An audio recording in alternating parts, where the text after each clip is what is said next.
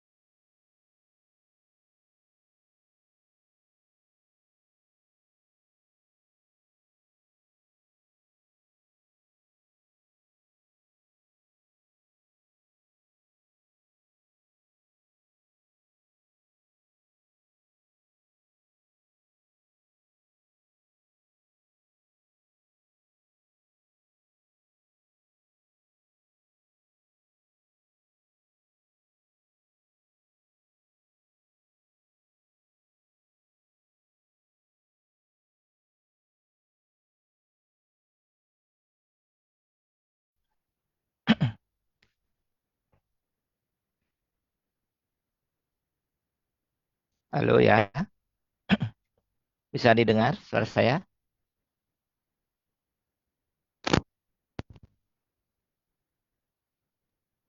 Bisa, Prof. Ya. Nah, ini sudah masuk 32 orang ya, termasuk saya ya. Rasanya sudah waktu nih ya. Lewat 10 menit dah ya.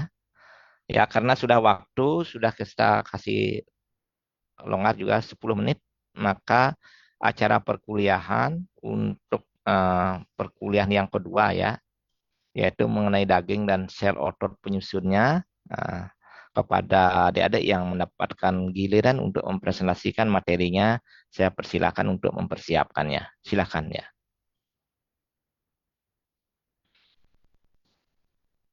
Baik, dokter izin saya screen nggih. Ya, silakan. Maaf, Prof, untuk share screen-nya bisa Oh iya, diganti sebentar ya. posnya. Nggih. Ya, coba Dek.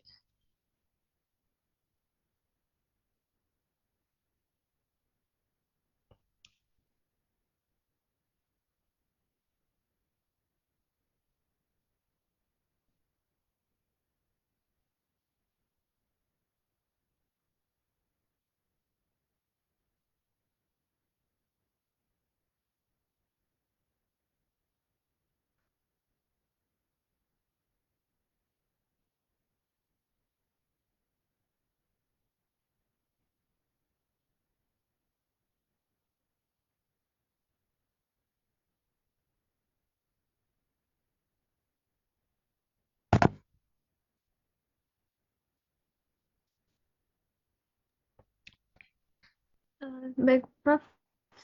Sebelumnya selamat pagi, eh, teman-teman dan Ya, Prof. Ya. Untuk hari ini kami dari kelompok A2 akan mempresentasikan daging dan sel otot penyusunnya. Baik, di sini merupakan anggota kelompok dari A2. Eh, Yang pertama itu saya sendiri dengan NIM Hakir 010 dengan nama Nimade Kiki Pratyamarani. Yang kedua, Niputumia Damayanti dengan NIM Hakir 017. Dan yang ketiga, yaitu Ninyoman Anggariani Astiti dengan NIM Hakir 035. Baik, yang pertama, saya akan menjelaskan struktur fibrus otot rangka. Yang dimana yang pertama yaitu karakteristik serabut otot rangka.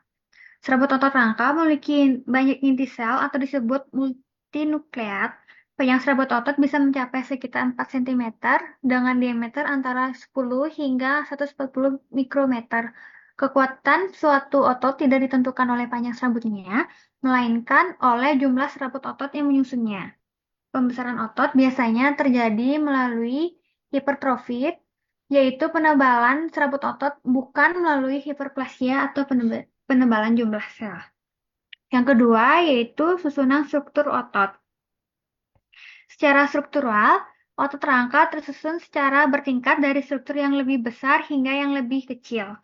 Bagian terbesar adalah fasikuli atau berkas otot, di mana dalam fasikuli terdapat banyak serabut otot. Setiap serabut otot mengandung myofibril yang jumlahnya sangat banyak. Myofibril kemudian tersusun dari myofilamen yang terdiri dari filamen tebal yaitu miosin dan filamen tipis yaitu aktin. Yang ketiga itu lapisan jaringan ikat otot, yang dimana otot rangka juga dilindungi oleh beberapa lapisan jaringan ikat. Lapisan paling luar disebut dengan epimysium yang membungkus seluruh otot. Di dalamnya terdapat fasciculus yang dibungkus oleh perimysium, sedangkan setiap serabut otot dilapisi oleh jaringan ikat yang lebih halus yang disebut dengan endomysium. Dan keempat yang terakhir yaitu struktur sel otot. Setiap serabut otot dikelilingi oleh membran sel yang disebut sarkolema. Di dalamnya terdapat sitoplasma yang disebut sarkoplas. Sarkoplas sebagian besar terdiri dari air sekitar 75-80%, serta mengandung berbagai komponen seperti protein, lipid, glikogen, dan juga mineral. Yang kelima yaitu myofibril dan sarkomer. Di dalam serabut otot terdapat myofibril yang berbentuk silindris dan memanjang. Myofibril tersusun dari unit-unit berulang yang disebut sarkomer. Sarkomer merupakan unit dasar yang berperan dalam proses kontraksi dan relaksasi otot. Panjang satu sarkomer sekitar 2,5 mikrometer dan tersusun dari filamen aktin dan miosin. Yang terakhir keenam yaitu bagian sarkomer. Pada struktur sarkomer terdapat beberapa bagian penting, yang ban A, yang ban satu yang ini merupakan bagian yang tampak lebih terang, sedangkan ban A terlihat lebih gelap. Ban Z, jalur Z berfungsi sebagai batas antar sarkomer. Di bagian tengah ban A yang ini terdapat wilayah H dan tepat di tengah sarkomer terdapat jalur M. Baik, selanjutnya materi selanjutnya akan dibahas oleh rekan saya. Terima kasih.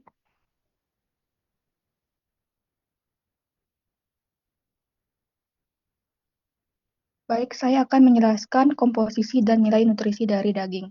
Pertama yaitu ada nutrisi protein. Daging mentah mengandung 19-23% protein.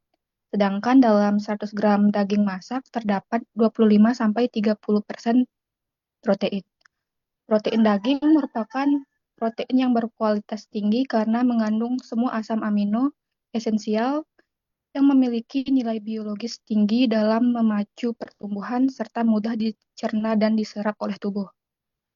Protein protein daging dapat dicerna mencapai 95-100% lebih tinggi dibandingkan dari protein nabati yaitu 65-75%. Yang kedua yaitu nutrisi lemak dan kalori.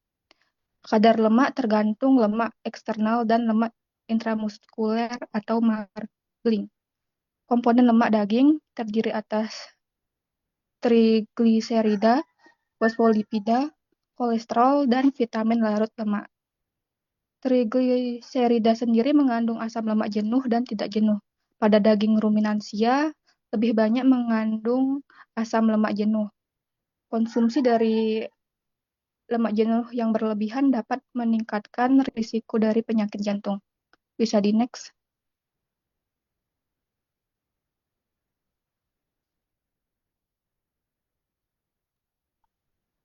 Yang ketiga yaitu ada kolesterol. Kolesterol adalah komponen lemak yang dapat meningkatkan risiko dari penyakit jantung jika berlebihan. Tubuh sendiri sebenarnya sudah mensintesis 600 sampai 1.500 mg kolesterol per hari. Anjuran konsumsi dari kolesterol yaitu maksimal 300 mg per hari. Berikut merupakan contoh kandungan kolesterol yaitu pada daging sapi sebanyak 81 sampai 106 mg per 100 gram, lalu pada ikan yaitu sebanyak 42 sampai 81 mg per 100 gram, lalu pada udang sendiri yaitu sebanyak 177 sampai 195 mg per 100 gram. Lalu keempat yaitu ada nutrisi karbohidrat. Karbohidrat dalam daging sendiri sangat sedikit yaitu kurang dari 1%. Biasanya dalam bentuk glikogen dan asam laktat yang disimpan dalam hati. Pada daging olahan sendiri, karbohidrat bisa lebih tinggi karena adanya penambahan gula. Lalu kelima ada nutrisi mineral. Daging merupakan sumber mineral penting, kecuali dengan kalsium yang sangat rendah. Mineral utama dalam daging yaitu ada fosfor, zat besi, seng, dan natrium. Zat besi dalam daging berbentuk hemeiron, yaitu mudah diserap tubuh 40 sampai 60% diserap.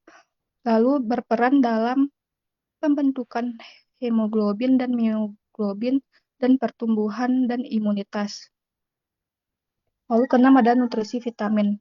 Daging sendiri mengandung vitamin B kompleks terutama B1, vitamin B6 dan vitamin B12. Pada daging babi sendiri tinggi akan vitamin B1. Pada daging ayam tinggi vitamin B3 dan B6. Pada daging sapi tinggi vitamin B6 dan B12. Sebagian vitamin ini dapat hilang saat dilakukan pemasakan. Bisa di next.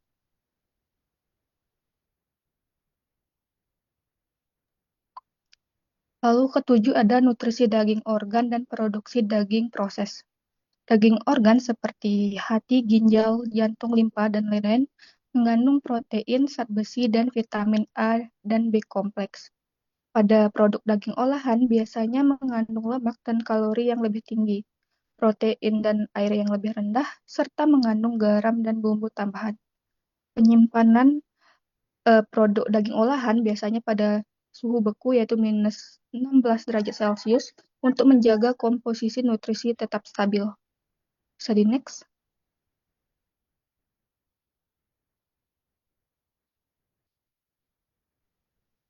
Baik, yang selanjutnya adalah protein otot. Jadi protein otot itu kalau misalkan dilihat dari cara larutnya dapat dibagi menjadi 3 kelompok besar, yaitu protein myofibril, protein sarkoplasmik, dan juga protein stromal. Yang pertama itu ada protein myofibril, itu merupakan sebagian besar serabut otot yang mengandung lebih dari 50% protein myofibril. Jadi myofibril ini kadarnya mencapai 50%, 55-60%. Kemudian di dalamnya itu ada miosin dan juga aktin. Miosin itu proporsinya paling besar, sedangkan aktin itu hanya sekitar 20%. Miosin, kalau kita bayangkan itu bentuknya seperti batang korek api dan bersifat lebih fibrus dibandingkan aktin dan memiliki pH isoelektrik sekitar 5,4. Sedangkan aktin itu bentuknya seperti dua tali yang melilit satu sama lain membentuk superhelix dengan diameter sekitar 6-8 nanometer.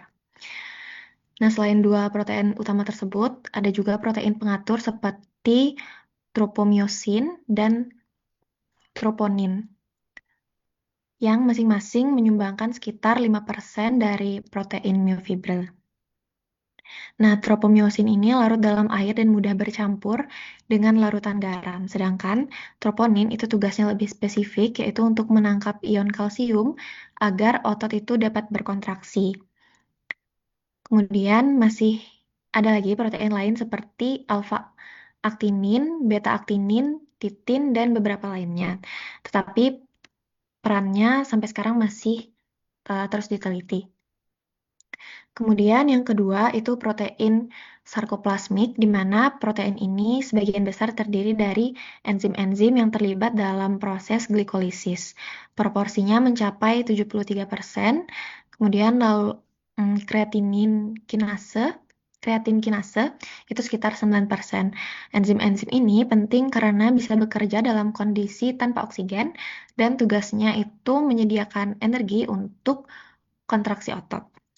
Tapi yang paling menarik untuk kita bahas di sini adalah mioglobinnya.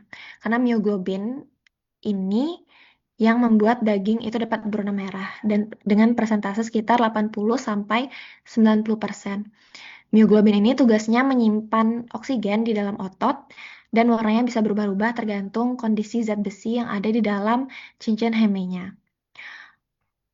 Kalau belum terkena udara, dia warnanya akan menjadi warna ungu dan disebut deoksymioglobin.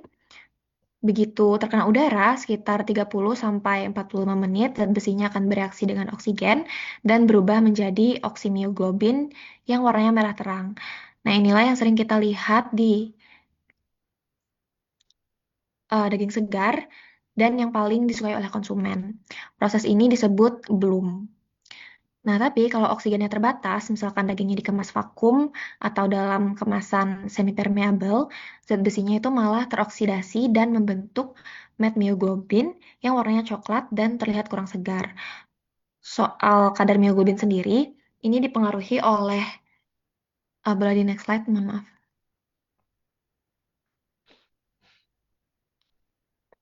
Ya, ini dipengaruhi oleh umur, jenis kelamin, dan juga spesies ternaknya. Yang ketiga itu ada protein stromal.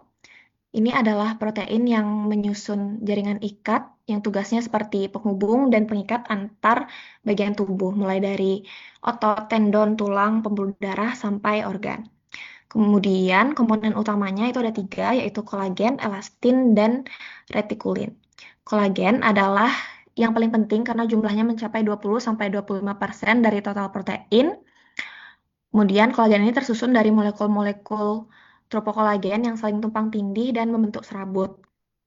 Nah, pada hewan muda, ikatan silang antar molekul kolagennya itu masih sedikit dan mudah putus, sehingga dagingnya lebih empuk dan kolagennya mudah larut.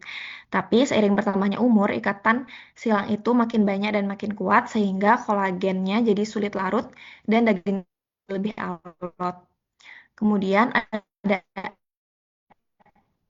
elastin yang jumlahnya lebih sedikit dari kolagen, tapi masih sangat kuat karena mengandung lebih dari 90% asam amino nonpolar. Elastin ini asam dan basa yang kuat.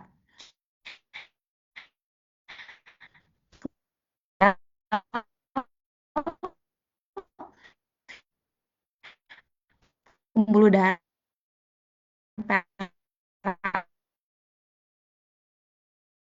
amonium.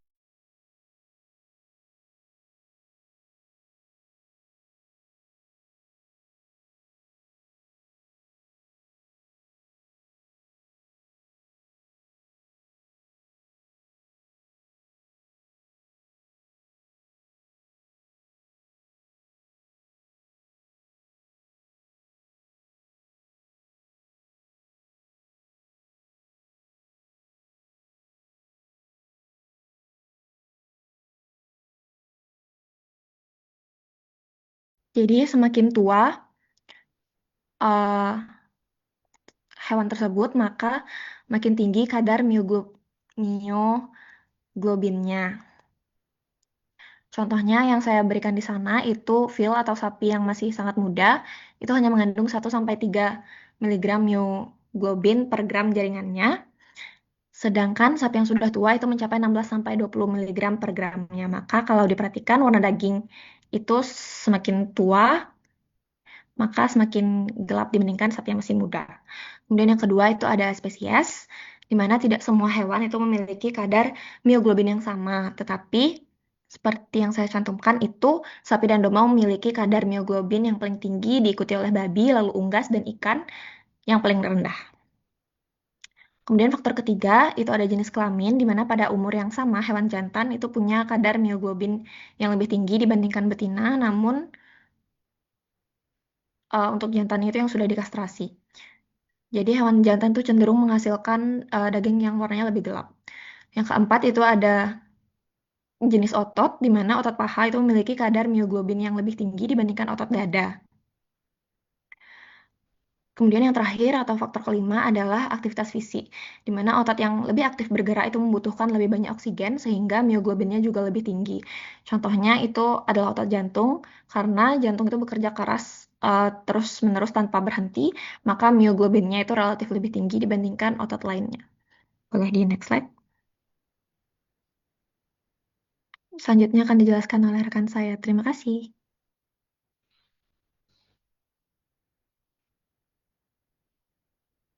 Baik, di sini saya akan menjelaskan kesimpulan. Pada bab ini dijelaskan bahwa daging tersusun atas 3 jaringan. Jaringan utama, yaitu jaringan otot, jaringan ikat fibrosa, dan jaringan lemak. Ketiga jaringan tersebut berperan penting dalam menentukan kualitas daging, terutama jaringan otot yang merupakan komponen terbesar dari karkas ternak. Otot rangka memiliki struktur berlapis mulai dari fasciculus yang tersusun atas serabut-serabut otot, kemudian di dalamnya terdapat miofibril, dan unit terkecilnya adalah miofilamen, yang terdiri dari protein aktin dan miosin yang berperan dalam proses kontraksi otot. Setiap bagian otot juga dilapisi oleh jaringan ikat, yaitu epimysium pada bagian luar, perimysium yang membungkus fasciculus, dan endomysium yang membungkus masing-masing serabut otot. Selain struktur, daging juga memiliki nilai nutrisi yang tinggi karena mengandung protein berkualitas baik lemak, air, vitamin, dan mineral yang penting bagi tubuh.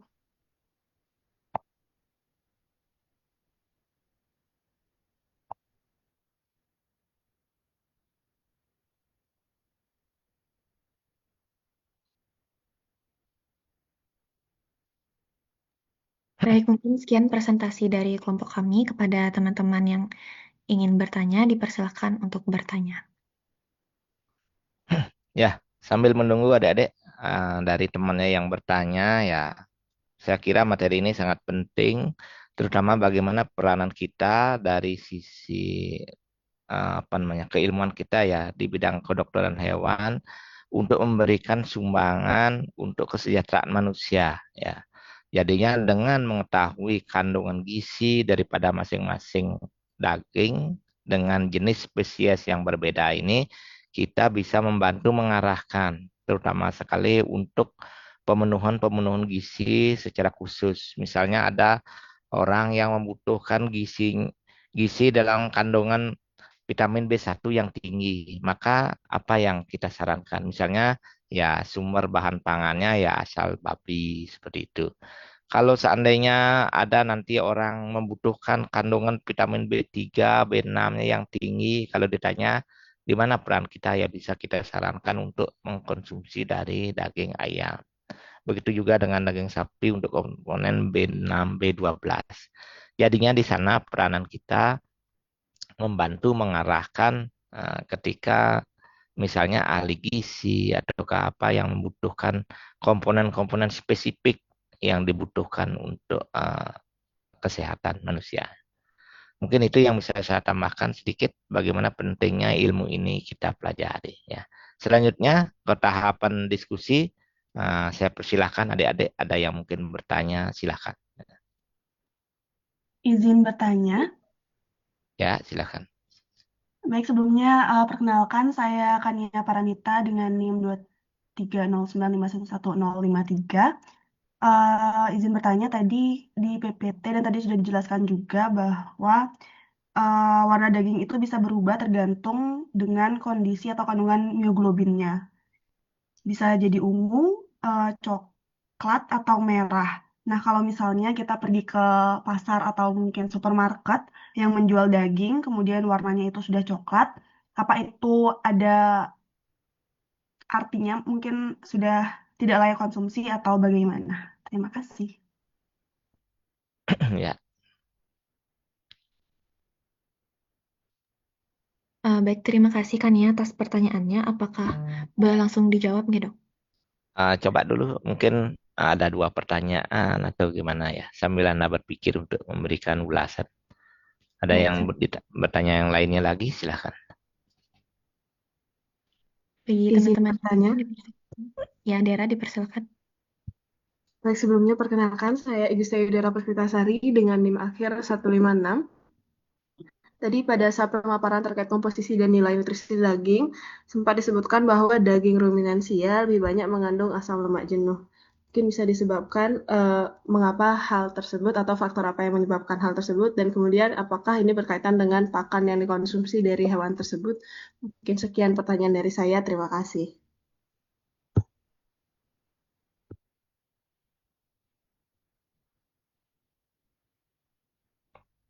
Gimana adik-adik? Dua penanya, apakah mau dijawab? Boleh langsung.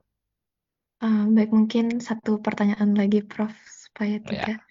Kepada teman-teman yang lain yang ingin bertanya, dipersilakan. Izin bertanya.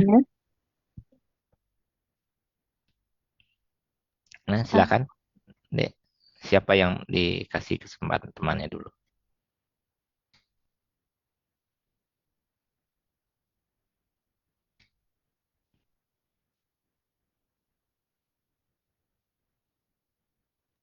Kepada Nur, dipersilakan. Baik, terima kasih Angga. Sebelumnya perkenalkan nama saya Nur Kaima dengan NIM akhir 005. Tadi pada bagian struktur otot sudah dijelaskan oleh Kiki. Namun sedikit pertanyaan dari saya, mungkin saya terlewat, mengapa sih kerusakan jaringan ikat pada otot itu dapat memengaruhi fungsi otot secara keseluruhan? Baik, terima kasih Nur atas pertanyaannya. Mungkin kami izin menjawab, Prof, dari Ya, pertanyaan. silakan. Ya, sudah tiga dulu, nanti ya temannya ada yang bertanya nanti ya gelombang kedua nanti ya. Prof. Untuk pertanyaan yang pertama tadi dari Kania terkait warna dagingnya, sejauh saya membaca, untuk warna daging itu, warna coklat khususnya yang tadi disebutkan, itu tidak selalu berarti dagingnya sudah tidak layak dikonsumsi. Karena seperti yang sudah dibahas tadi, warna coklat itu muncul karena terbentuknya metmyoglobin, di mana kondisi zat besi dalam cincin heme itu teroksidasi akibat oksigen yang terbatas. Nah, ini itu wajar terjadi pada daging yang dikemas dengan menggunakan vakum atau sudah lama tersimpan di dalam kulkas yang tidak terpapar udara bebas.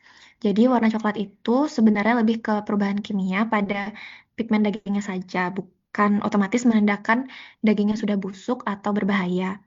Nah, kalau daging yang tadi yang coklat itu dibuka kemasannya dan dibiarkan terpapar udara beberapa saat, kemungkinan saja warnanya akan kembali menjadi merah karena mioglobinnya itu bereaksi lagi dengan oksigen dan membentuk oksimioglobin. Nah, yang perlu diperhatikan untuk penilai kelayakan daging itu bukan dari segi warnanya saja, tapi juga kita menilai dari baunya, teksturnya, eh, kemudian bagaimana kondisi penyimpanannya.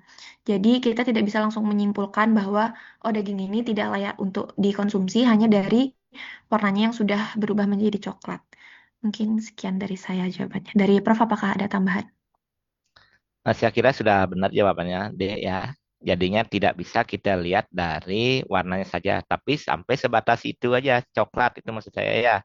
Dari daging baru dipotong, kemudian dia agak keunguan dikit, kemudian kontak dengan udara menjadi dia agak terang. Ya itu daging yang pas bagusnya ya.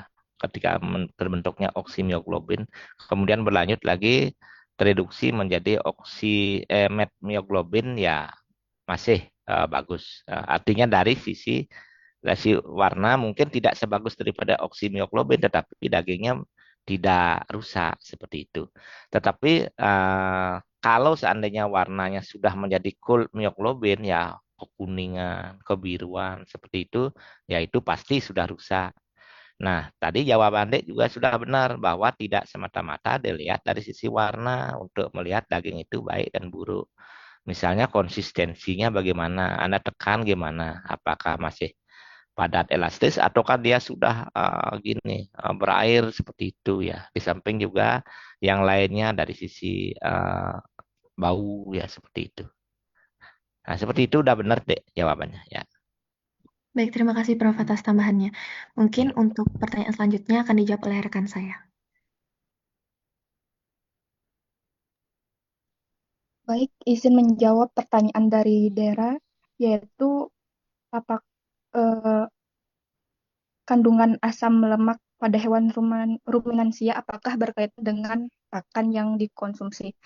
Jadi banyaknya asam lemak pada daging hewan ruminansia berkaitan dengan pakan yang dikonsumsi. Pada hewan ruminansia, pakan yang masuk ke rumen akan difermentasi oleh mikroba sehingga menghasilkan asam lemak volatil. Asam lemak tersebut kemudian digunakan oleh tubuh hewan sebagai sumber energi dan sebagai bahan untuk sintesis serta menyimpan lemak pada jaringan otot. Karena proses fermentasi ini, daging hewan ruminansia cenderung mengandung lebih banyak asam lemak dibandingkan hewan non-ruminansia. Sekian jawaban dari saya. Dari Prof, apa ada tambahan? Selain pakan, mungkin di antara ruminansia sendiri nanti akan bisa berbeda deh juga. Artinya apa? Faktor genetik juga berperanan ya. Ya, seperti rumus umum, 30%-nya dipengaruhi oleh genetik dan sisanya 70-an% dipengaruhi oleh lingkungan. Dalam hal ini pakannya ya. Mungkin itu deh ya. Baik, Prof. Terima kasih atas tambahannya. Baik, izin saya akan menjawab pertanyaan dari Nur, yang dimana pertanyaannya yaitu mengapa kerusakan jaringan ikat pada otot dapat memengaruhi fungsi otot secara keseluruhan. Jawabannya, karena jaringan ikat itu berfungsi sebagai penopang dan penghubung antar bagian otot serta menyalurkan gaya kontraksi ke tendon dan tulang. Nah, jika jaringan ikat tersebut rusak, maka susunan serabut otot menjadi tidak stabil, kekuatan kontraksi menurun, dan fungsi otot secara keseluruhan terganggu. Untuk pada pertanyaan apakah sudah bisa diterima dan apakah Prof ada tambahan untuk jawaban kali ini? Enggak, saya kira sudah tepat deh. Enggak ada saya tambahkan lagi ya. Baik, terima kasih Prof. Ya, silakan. Pertanyaan selanjutnya tadi ada yang bertanyakan siapa yang temannya? Yang laki-laki.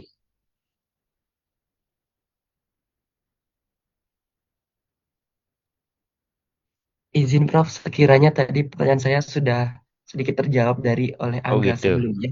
Nggih. Oh gitu. Ya ya, hampir sama ya.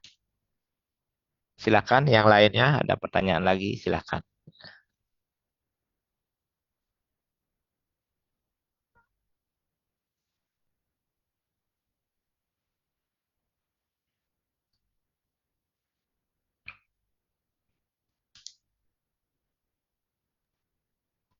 Izin Prof, mungkin dari teman-teman Ya. sudah tidak ada pertanyaan. Apakah bisa Oh, diakhiri nih, tidak ada. Prof? Ya, kalau memang tidak ada pertanyaan ya buat apa kita diam-diaman seperti ini gitu ya. Artinya adik-adik kalau memang tidak ada pertanyaan ya sampai jumpa pada perkuliahan berikutnya. Maka acara perkuliahan pada siang hari ini ya kita akhiri sampai di sini ya. Silakan adik-adik nanti belajar sebaik-baiknya nanti materi untuk UTS, untuk UAS ya kita ambil dari buku higiene makanan yang sudah pernah saya sampaikan sebelumnya seperti itu ya. Baiklah adik-adik, kalau memang tidak ada pertanyaan maka acara perkuliahan kita akhiri sampai di sini dan adik-adik silahkan leave dari room Zoom ini ya. Selamat siang. Selamat siang, Prof. Sebelumnya Selamat izin siang Prof, terima kasih.